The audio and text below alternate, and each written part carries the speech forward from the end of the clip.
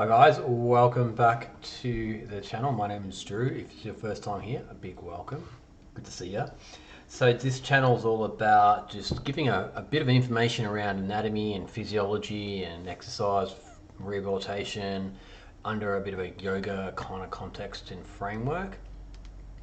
And we're looking at particularly like core principles and applications that we use in exercise physiology rehabilitation, which we can apply to a yoga kind of approach as well, or how yoga have been doing it for 5,000 years, and then we just figured out how it works from an exercise science perspective. So today we're going to look at tissue repair and healing, and we're going to look at the overview of what the different types of tissue in the body, how they heal. And we can use this in kind of two different ways. The first way is if we understand tissue repair in terms of the length it'll take to make a change in the tissue. So if you're trying to actually transform your body, heal, get stronger, fitter, leaner, more flexible, more durable, more resilient. This gives you a bit of a framework on what to expect and how long it will take.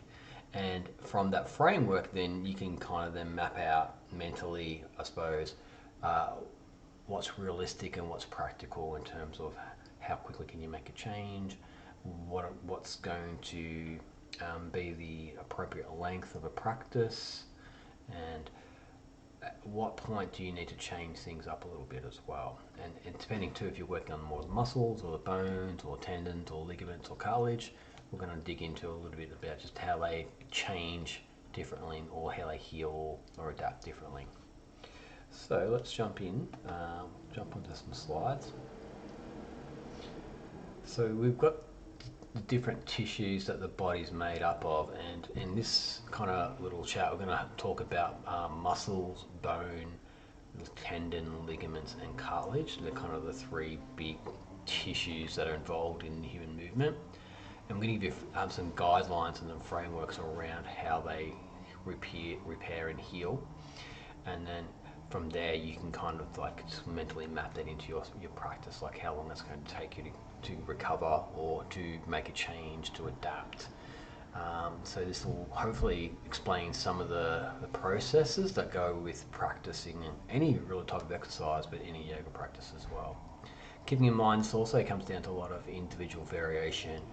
So we're kind of assuming that nutrition is going to be fairly good in terms of you're not eating a lot of rubbish and you're eating pretty clean and that you're eating according to your constitution. Stress is well managed, so you're not overly stressed out, and that you are not doing anything that's kind of crazy, which is going to slow down the healing process. So excessive exercise when you're trying to repair tissue and you're overloading it and you're creating those micro trauma to the tissue, so it just keeps having to repair the micro trauma, and that will slow your process down. So let's jump in and have a look at some of these processes. So typical tissue healing timeframes range of healing timeframes. So muscles take about 2 to 4 weeks, and the kind of scale between 2 to 4 is really dependent on how serious the muscle injury is. So if we kind of like look at muscles in like muscle fibers, generally we have a muscle strain, so that's where the muscle's going to get pulled and you get some individual muscle fiber kind of stretching and micro damage, but there's no tearing of the tissue. That would be a grade 1, and then if you start getting some separation and some tearing, grade 2, some complete tears, grade 3, and like a full kind of like separation, grade 4. Okay, so grade 4 would probably take a lot longer than 4 weeks to heal because you'd have to have it surgically reattached together. So it depends on the severity of the injury. Generally, the less severe, the quicker they heal up, which is good. So that'll also give you a bit of a time frame. It's just my puppy barking in the background. Then next we have tendons. So tendons take 4 to 6 to 10 months to heal. 4 to 6 weeks to 10 months. So again, it kind of depends on the grade of the injury. So you can get a strain, and then similar type of thing. You can get like micro tearing, greater tearing, full separation, and then a total rupture. So in terms of a total rupture, you're looking at least 10 months to heal. Bone's very quick healing. It takes about 6 to 8 weeks. That's for the initial phase of healing. That's kind of where the first lot of knitting of the bone comes strong enough to kind of start taking weight. And then after that, it takes about another 12 months to go through what's called the remodeling phase, where you get a lot of bone kind of laid down and it starts to kind of like harden. And that hardening process is really dependent on the loading you're putting onto the bone. Ligaments, 10 to 12 weeks. Again, we're looking at this kind of like strain. When ligaments are called sprain versus strain, so when they're kind of stretched, when micro tearing and then full separation. So if you did like a total, like an anterior cruciate ligament rupture, you would have to have it surgically repaired, and then that would have to go through the whole healing process. So you're looking at a minimum of 12 weeks there, and that's most likely a 6 to 12 month process just to kind of recover from that. Cartilage, so like cartilage between your knees, cartilage in your shoulder, 12-week healing of cartilage as well. So that's 3 months of repairing the tissue. And then nerve tissue, we're looking at 3 to 4 mils a day. So it doesn't sound like a lot, but 3 to 4 mils will add up over time. So nerves are very slow healing, and they're highly sensitive tissue as well, so they tend to take a little longer. So let's dig down a little bit deeper into each one. So muscle healing consideration. So muscle has a really rich blood supply, equals its fast healing. So when you've got good blood flows deliver oxygen and nutrients to the tissues, and it also cuts away the metabolic waste products and the the leftovers of cellular kind of cleanup, if you will. So then it kind of flushes them out. So that process is just accelerated because you've got a lot of blood flow, a lot of nutrients, a lot of oxygen coming into the tissue and the cell.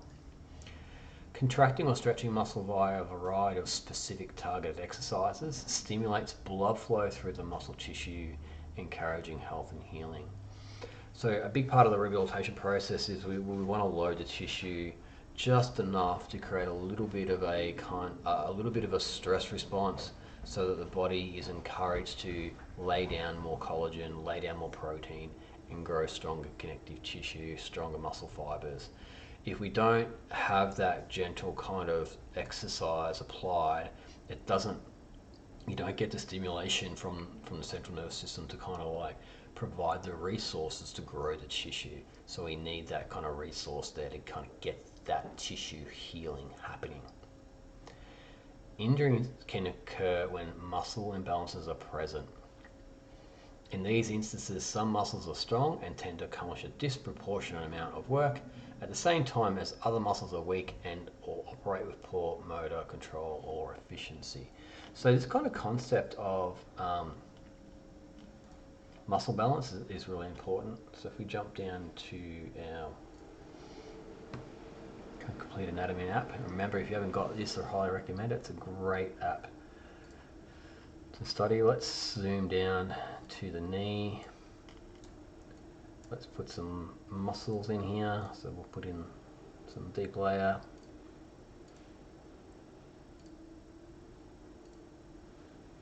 Okay, so we've got on the back hamstrings.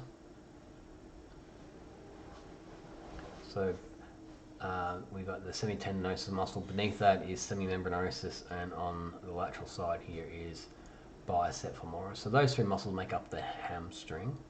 And then on the front, we have the quadricep muscles here. So we've got the rectus femoris on the front, and then you've got the vastus medialis, vastus intermedius, and vastus lateralis on the side here. Those four make up the quad muscles. So the muscles on the front of your leg are the quads, the muscles on the back of your leg here are the hamstrings, and they both bend and straighten the knee. So if we just isolate, for example, the rectus femoris, go to motion. Oh, what happened there? It didn't go. Oh. Find the right one. Motion, there we go. Give it a chance to fire up. Okay, so here we have the quad. And in muscle balance, we're talking about the quadricep muscles. When they contract, they straighten the knee, like that. Okay. On the back, the hamstring muscles on the back here, when they contract, they will bend the knee, so like so. So quads contract, extend the knee, hamstrings contract, they flex the knee. So a muscle balance is we want the ratio of strength between the front and the back muscles to be proportionate or equal, so that they can kind of balance out the forces going through the knee joint itself. So if the quads become overly strong, what happens is that the hamstrings don't control the knee extension as efficiently, and so the forces going up and down through the kinetic chain may be not evenly distributed, and so that can put more tension onto the tendons. It could, in this case, because the quadricep might be tighter, it might be pulling the patella down into the femoral groove, and that kind of grinds into the femoral groove. That could create like an inflammation of the cartilage underneath the patella, chondromyalgia patella, which is that's called. It could create a torque on the pelvis and create an anterior tilt, which would create lumbopelvic conditions. And if we simply just kind of strengthened up the hamstring to provide more of a neutralizing torque, that would return that to balance. So most muscles in the body have another muscle which does its opposite role to provide joint stabilization. So when with reciprocal inhibition, when that quadricep muscle contracts, it doesn't totally turn off the hamstring. The hamstring's still kind of engaged, but it's lengthening eccentrically to help control that joint position. It's called a co-contraction, and that's tightly coordinated by various kind of sensors or nerves in the muscles and the tendons that control the rate of force putting through each muscle. So that can get a bit out of balance and a bit out of whack and create some issues. So muscle balance can be a real thing. So next slide, we've got tendon healing injuries. So here we've got like the Achilles tendon. Tendons attach muscles to bone. Tendons generally have a more limited blood supply than muscles. This makes them somewhat slower healing structures in comparison to muscle. So just the lack that the tendon has less blood supply means it doesn't get the nutrients, doesn't have the flushing out effect, so it just takes longer to heal because it can't get the ammunition, if you will, to do the healing process. Blood supply to injured tendons can be stimulated by activities that cause the tension of the tendon tissue. This could mean either tension that occurs when a muscle is contracted or when it is stretched. So this is why exercise therapy is really, really valuable, because when we're healing tendons, what we know particularly is that tendons seem to respond really well to eccentric loading. That's where the muscle is lengthening under load. And the mechanism is still not super well understood, but we just know that from a lot of research that's been happening is that the eccentric or tensioning or stretching the tendons appropriately, so it's not going to create another micro tear, but just enough to promote that blood flow and that tissue movement will promote more healing. Tendons also designed to take up a lot of force, so they take a lot of loading, so they need to be kind of retrained and re-strengthened if they've been injured. Tendons tend to respond well to a particular type of tension, eccentric activity, which means that the tendon is stressed while it's being lengthened, in particular helpful for tendon remodeling after injury. So when we're talking about remodeling, what we're talking about there is when the body is growing more tissue down, so when it's kind of growing more tissue, it wants to arrange the fibers in the direction where the forces are going, and then it slowly lays down more cells, and they grow into the right position and have their right, what I call arrangement. So they're following the line of forces that are going through, which the tendon will be dealing with.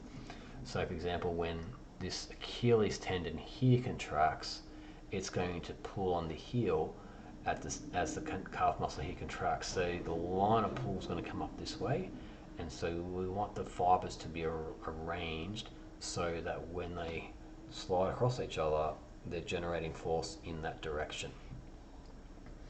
So things like when you're healing process, body work, remedial massage therapy, acupuncture, self-myofascial release, stretching, and functional strength training are really important because that helps to strengthen and align the tissue in the right kind of cellular arrangement, so you develop this good loading pattern of the tissues.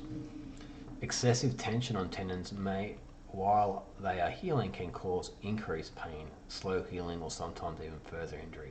So it's a real balancing act between loading the tension into the tendon enough to promote healing versus overloading it, and then the tendon kind of goes backwards in terms of you keep re-injuring it by doing too much exercise. So it's a real balance between the two.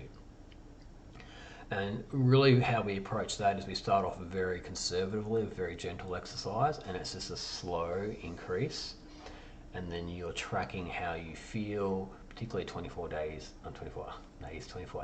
after you've done the training. And then if you're pulling up super sore, then we scale back a little bit. If you're pulling up fine, then we know you're on the right track. But you're going to have to go through some discomfort. You can't not go through a little bit of discomfort when you're rehabbing tendons. The nature of eccentric loading is really, it's quite strong. It will be uncomfortable, but there's a difference between being uncomfortable to being pain to being excruciating pain. So we want to sit somewhere in that kind of uncomfortable pain area versus really uncomfortable, not right, excruciating pain. You know you're going to hurting yourself, and the body will give you a lot of feedback on that. We need to listen to it.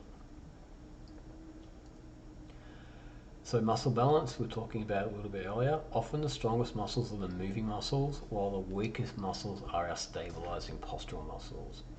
So that comes down to our muscle fiber types as well. If you recall back from an earlier previous video we did, our fast twitch muscle fibers are really strong and powerful. They are like on and then they're off, on and they're off. Whereas our postural muscles are slow twitch, they're kind of low tone on all the time, and they're really resistant fatigue. So when we get postural muscles that are having to do too much work to stabilize, so for example, if you bring your head forward, get a forward head tilt, it activates all the cervical extensor muscles, and they have to work a lot harder to maintain posture, and they can fatigue out. And so even though they're fatigue resistant, it doesn't mean they can't not fatigue entirely. And when they do fatigue entirely, that's when you're starting to kind of get that kind of chronic neck pain kind of start to manifest, which is not fun. So postural muscles should be firing constantly to maintain appropriate posture and body position. If they stop firing correctly, the moving muscles try to do their job. So if you've got those kind of postural neck stabilizers that are trying to kind of hold your head in position, because you've got this force of gravity trying to tip you forward and the muscles are trying to keep you in position, but then other muscles are going to have to come in to stabilize. And the big one that often happens in a kind of neck pattern is the upper trapezius here. So you start getting a little shruggy here because these muscles here come right up into the side of the neck, so they'll give you that bit of more stabilization support.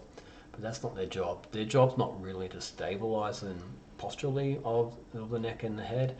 Their job is to shrug your shoulders up. So if you're going to reach overhead, it's that shrugging, reaching action. So that. Alright, so they're a movement muscle, not a postural muscle.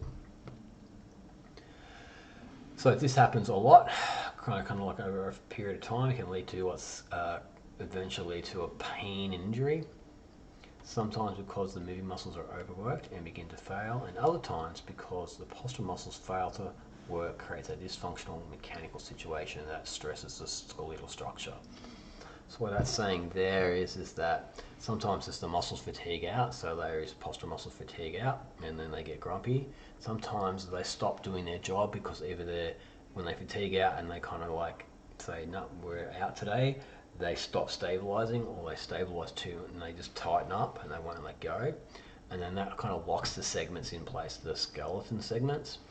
So when you close down a joint space, you don't allow it to move, then you're just contacting the joint all the time, and that's a problem over a period of time because joints are designed to kind of slide and glide and move around, and if you just kind of like position a joint in one area, then it can't move, and then movement has to come from somewhere else up and down the kinetic chain. So other areas of the body get overworked and overdeveloped, other parts of the body get underworked, and so you're not getting a smooth, even transfer of forces up and down the chain. So correcting muscle imbalances via activities that promote proper movement and muscle recruitment patterns can allow muscle healing to occur. So it's one of the really powers of a good yoga asana practice. If you do a good sequence of classical yoga, and if you dedicate to or commit to a practice for a good period of time, you can really develop a healthy, robust body, because a good yoga asana practice done correctly, you'll be addressing any muscle imbalances and you'll be evening them all out. And when you look at kind of yoga asana in a good sequence, it covers all the core movement patterns, all the major muscle groups in a very balanced and symmetrical way. So I think yoga is one of a really, really awesome approach to muscle balance training. It's really only one muscle you can't really access that good in yoga, and that's kind of the lats. So like the kind of the pull-up muscle. You get a lot of opportunity to stretch the lats, but you don't get a lot of opportunity to strengthen them in yoga, because you kind of need that overhead pulling action. So often I encourage people to work on developing up their chin-up. So do yoga plus chin-ups is a good way of counterbalancing that a little bit. Bone healing consideration. So if you fractured a bone, it's very painful, but bones often heal really well. Bone heals best when loads are applied to them. Weight-bearing activities through injured bones stimulate an increase in bone growth at injury sites and a subsequent increase in bone strength. So it's when you break a bone, you'll get a crack or a separation, and the bones will basically knit together, and then what we want to do is apply loading into the bone. So we want to have more forces coming down through the bone, and then that loading will stimulate the bone to grow more bone. If you don't load it, then the bone won't grow more tissue and it'll stay weak, which will then make it more susceptible to being re-injured or fractured again. So exercise, and particularly weight-bearing exercise, has been shown to be really, really good to help stimulate bone tissue growth and bone healing. So weight training is really, really good for this.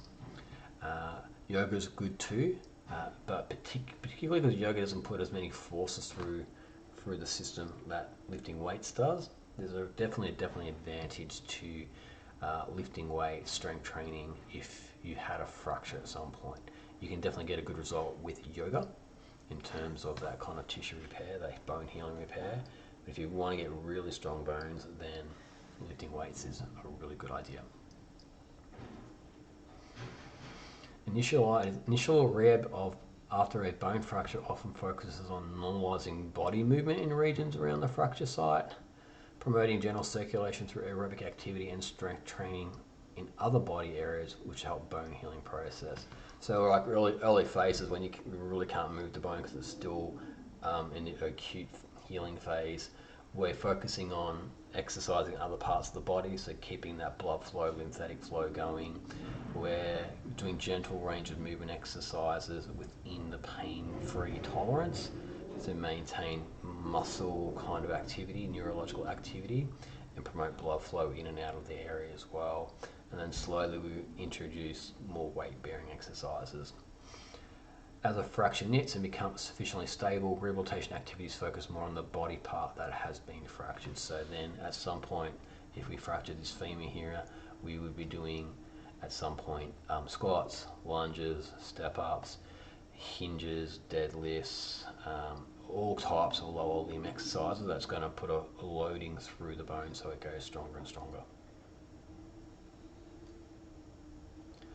So ligament healing, so here we have a lateral collateral ligament. You know it's the lateral collateral ligament because that's the fibula that connects to the head of the fibula. And so ligaments attach bone to bone. They generally have a more limited blood supply than either muscle or tendon. So these ones are a little bit slower to heal as well, just because of that decreased blood supply. For any type of ligament injury, protecting the injury site is important while the tissue is healing. At the same time, motion at the injured joint is desired to promote circulation so that healing occurs. So if you have the tear kind of here in the ligament, what we want to do is not stress that tear too much. So the way to stress a lateral cartilateral ligament is to side bend the knee and open up the knee, and that's going to tension that ligament.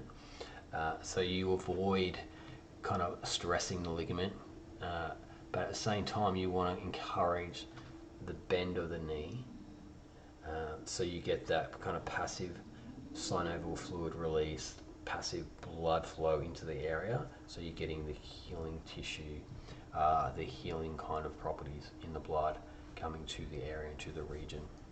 You're also then maintaining muscle activation, neural activation, and maintaining strength through the muscular system by things like very gentle isometric contractions, then building into movement-based exercises. So to give you an example, a grade 1 tear, mild sprain, no swelling and a small hemorrhage, so you might get a little bit of a bruise. A grade 2, a moderate sprain, small tear, so small tear, a little bit of separation of fibres, significant amount of swelling, so you'll blow up. And then grade 3, complete tear, so it's going to go complete tear. The knee will be unstable then, because the ligament's job is to kind of keep the bones in position, and that will require surgery to repair. So that could be either a complete rupture, so complete separation, or just a really big tear where you got a lot of fibre separation of the tissue. So this one here might be a couple of weeks, 4 to 6 weeks, 12 to 6 months, depending on the site that you've tore it.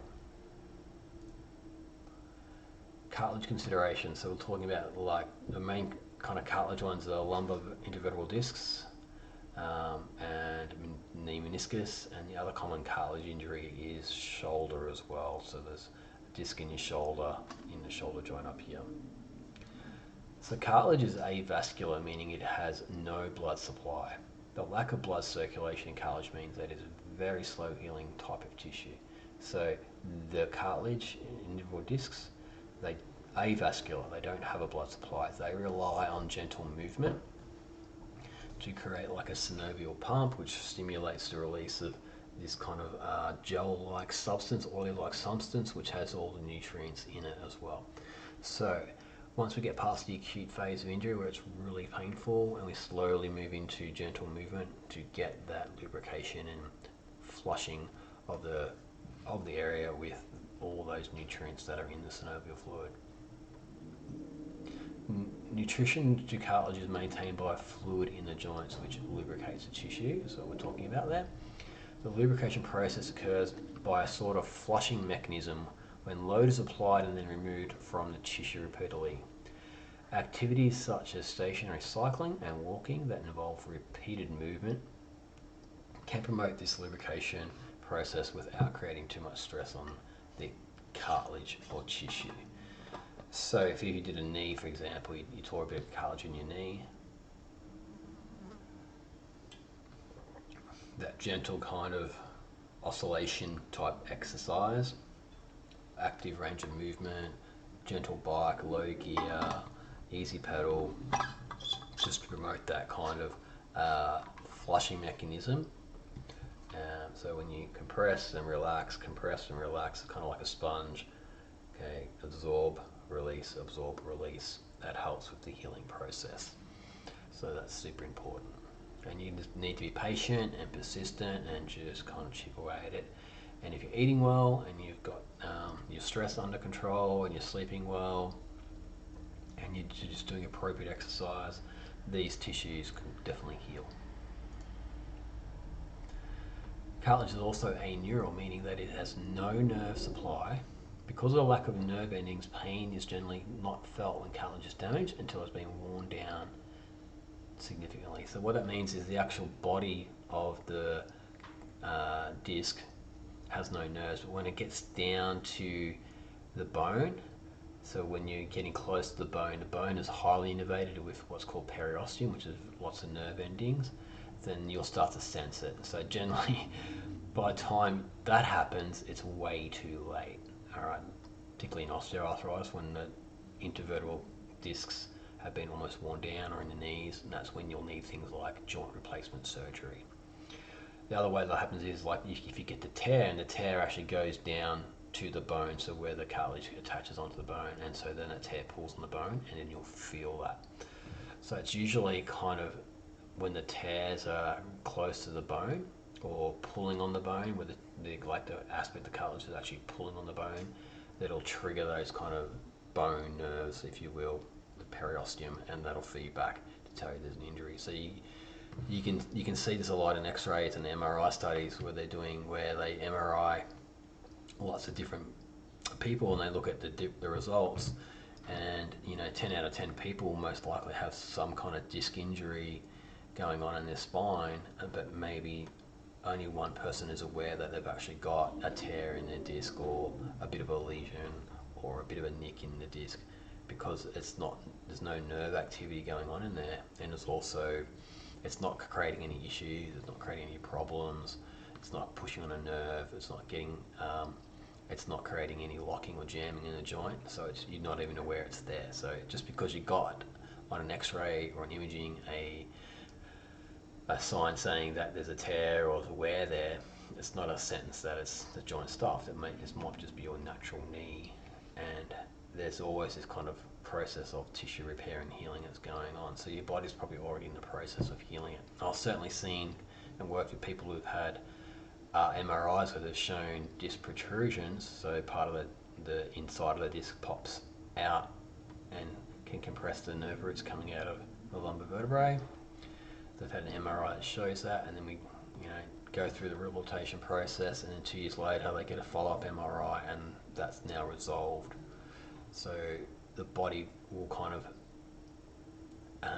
in this case, it's most likely all the disc elements that were protruding have been Pac-Maned up by the kind of the repair crew of the body repair crew, and also may have reabsorbed back into there as well, and then the tear itself is healed. So lower back injuries can definitely heal. I've definitely seen it happen myself.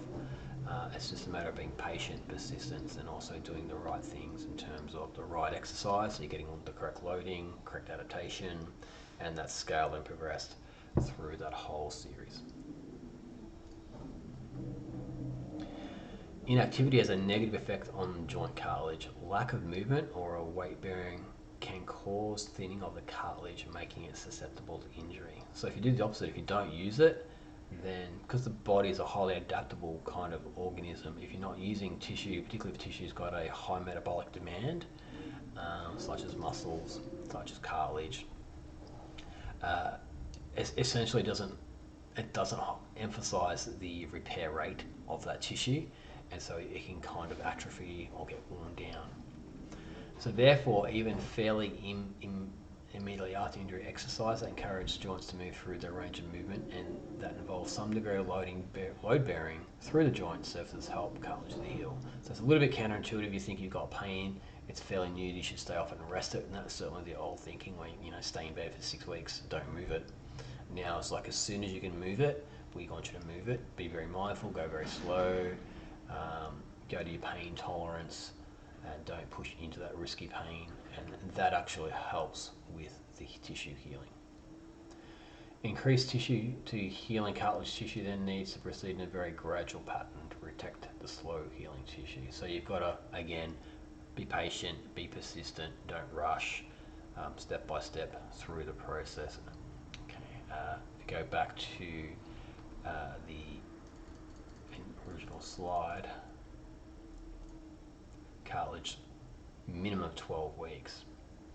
Okay, so 12, if you like do a little minuscule tear, so a minimum of 12 weeks to really heal that cartilage. If it's a serious injury, like a disc injury, or like a really good, like bucket tear handle in your medial meniscus in the knee, you're looking 12 weeks plus, potentially sometimes up to 12 months, just depending on how serious it is and how you respond to that kind of rehabilitation process. Last one here is nerve healing. So here we've got the sciatic nerve coming down the back of the leg. So nerves conduct signals from the brain to your muscles, allowing movement. So every time you move, there's a signal from the brain, comes down the spinal cord out to the muscles, which fire them to contract. Nerves also conduct messages towards the brain, relaying information from the muscles, skin and joints about temperature, pressure, pain, body position and movement. So it's a two-way highway. You've got signals going from the brain out to the organs, muscles, joints, and then you've got signals going from organs, muscle, joints back to the brain. So it's this two-way communication. Some nerves are quite long, extending for instances from the base of the spinal cord all the way down to your toes, so kind of like the sciatic nerve here, which goes right down to your feet. And there are multiple areas in the body where nerves can get entrapped or pinched when an injury occurs. Overstretching a nerve can also cause it to be injured. So for example, here you can get some, if this muscle that goes from here to the sacrum, which is called the piriformis, gets really tight, that tightness can compress that sciatic nerve, and then you can get sciatica, which is kind of like this increased sensation coming down the leg. If you've ever had sciatica, you know what I'm talking about. It's often described as sharp, hot, jabbing, tight tension that moves down the leg, because this nerve is just being overstimulated from the mechanical pressure of that tight muscle pushing down between the muscle and the bone.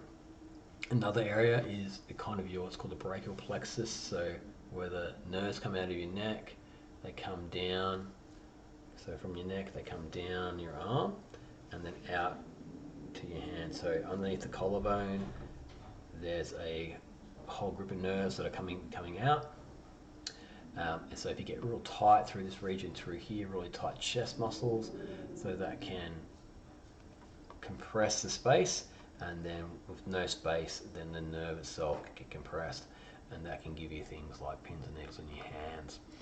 So I remember one person who I helped with who was having carpal tunnel and was actually preparing to get surgery on the carpal tunnel, and then we did a lot of work on the neck and the chest and the shoulders to free up this region, and the carpal tunnel went away.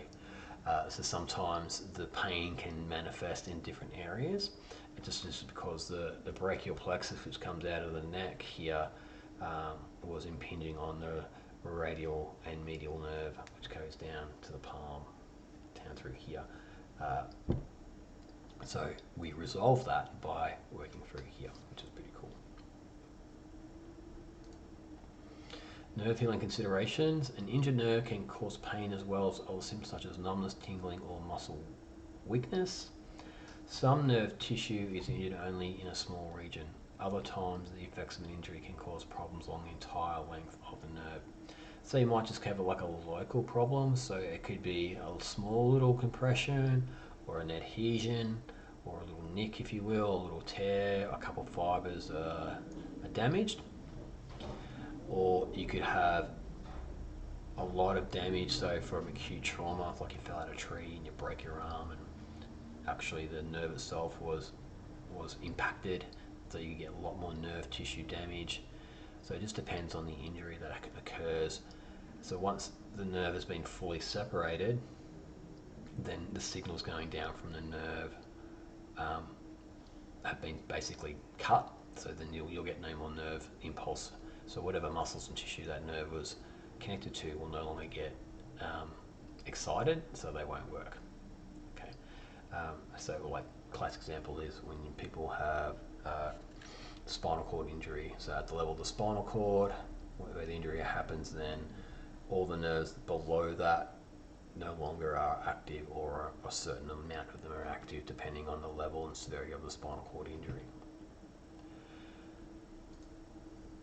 After a nerve is injured, it is important to improve the mobility of the nerve and other soft tissue around it. To relieve pain, also restore a nerve's normal ability to glide in relation to the tissue surrounding it. So you can imagine that all the muscles that will be surrounding these nerves, they'll have their own fascial wrapping, And so when the nerve basically will be wrapped in this kind of fascia, and it can get stuck in that kind of that wrapping. So we want to do exercises to glide it so it frees up, and then also just massaging and soft tissue work around the nerve area, but not particularly onto the nerve as well. So we don't particularly like do massage techniques specifically onto a nerve. It's more the sheath that the nerve is wrapped around and the surrounding tissue, so it's free to move and glide. Too much stress on a nerve can cause increased pain and nerve reactivity. So sometimes people who have, say, this sciatic problem, it feels really good to stretch the sciatica or sciatic nerve because it offers a bit of temporary relief, but potentially you could just be exacerbating that. So we need to then kind of work out what's actually triggering this sciatica. Is it the tight muscle? Is it coming from the lower back? Is it a postural thing where you're getting an impingement? And then try to find out the root cause and then address that with the appropriate therapy and exercise. If you actually injured the nerve, it's got a very slow rate of healing. It can be interrupted by repeated overstress, so we don't want to stress it. And nerves are super sensitive. We've got to go really cautiously and slowly with them. Stimulating nerve repair is a process that requires patience and persistence. So you just got to go step by step. Now, if you're doing a yoga practice and you're being very mindful and you're going slow and it's very breast-centered, often a lot of these musculoskeletal conditions that we've kind of gone over will repair over time with a good yoga practice, just simply doing asana. There are definitely cases where you may want to work with someone who is a professional who really understands movement and can help you guide through the process of from easy to moderate to hard to challenging, so you get that good tissue adaptation. So I definitely recommend working with someone who you feel comfortable with, who can guide you through that process of where to start, what exercises to do, what exercises not to do, and then that step-by-step process. And there are a lot of different ways you can approach it, a lot of different methods. Yoga asana is a good one, Pilates is excellent, functional strength training, gymnastic strength training, core training, they're all basically doing the same things, just different methods, different tools that are applied, but the principles of progressive overload and stress adaptation is key.